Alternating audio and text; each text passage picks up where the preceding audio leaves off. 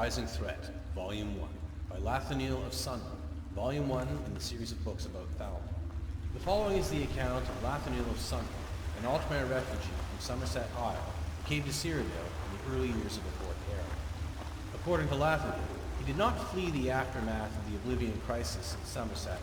Rather, he fled the darkening shadow of the Thalmor upon my beloved home. Nathaniel had a very intense presence, to put it politely, and some of his accusations of Thalmor involvement border on madness.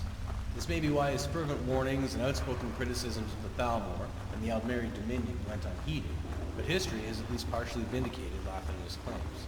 Praxis Oratio, Imperial History. I was barely more than a child when the great anguish fell upon us.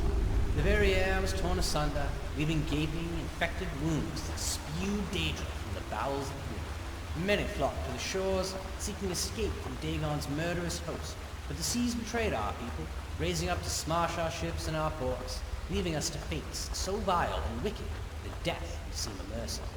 The Crystal Tower stood as our last bastion of hope, in both the literal and figurative sense. Refugees filled the Crystal Tower until it could hold no more. I could taste the fear hanging in the air, feel the pall of despair suffocating us.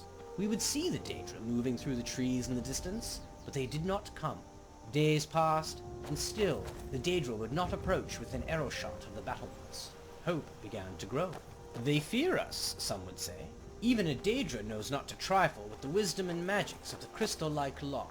It was as if the foul denizens of Oblivion had been waiting for this very spirit to stoke our hearts before they acted. As we slept, innumerable legions of Daedra amassed around us. They were not alone. Hundreds of Altmer prisoners were gathered with them. As dawn broke, we were awoken by their screams as the Daedra began to flail them and flay them.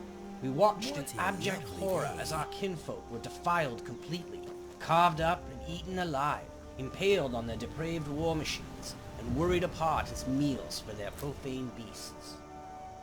This bloodletting was only a prelude to whet their appetites. Once the Daedra finished with our kinfolk, they turned their eyes to the Crystal Tower. Our great and noble bastion proved as much of an impediment as a mighty oak to a landslide. Standing tall for but a few moments, appearing almost able to ride the tide of destruction around it, but ultimately being swept away.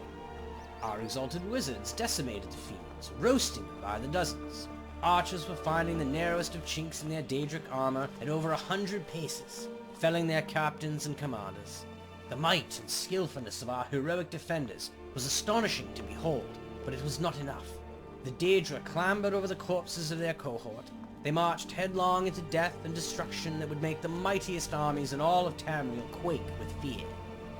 When they breached the walls, I fled along with the other cowards. I take no pride in that act. It has haunted my existence ever since, and I burn with shame to admit it, but it is truth. We fled in mindless panic, abandoning those stalwart Altmer who held the line against the onslaught to preserve and defend our illustrious Crystal Tower.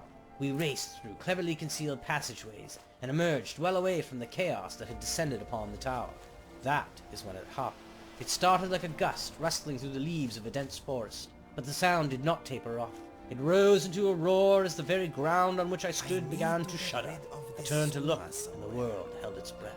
I stood transfixed, as the heart of my homeland was torn as if from my own breast. The unthinkable, the incomprehensible, the tower of crystal-like law cast to the ground, with all the dignity of a beggar meeting an ironclad fist.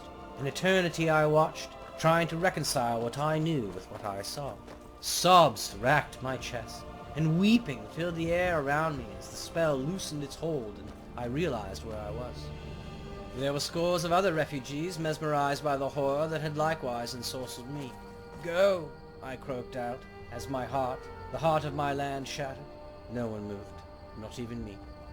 I mustered what will I could, and bellowed all the fear and hatred and agony at what had just happened, turning the word into a mindless shriek. "Go!" I ran then, feeling more than seeing that the others had followed.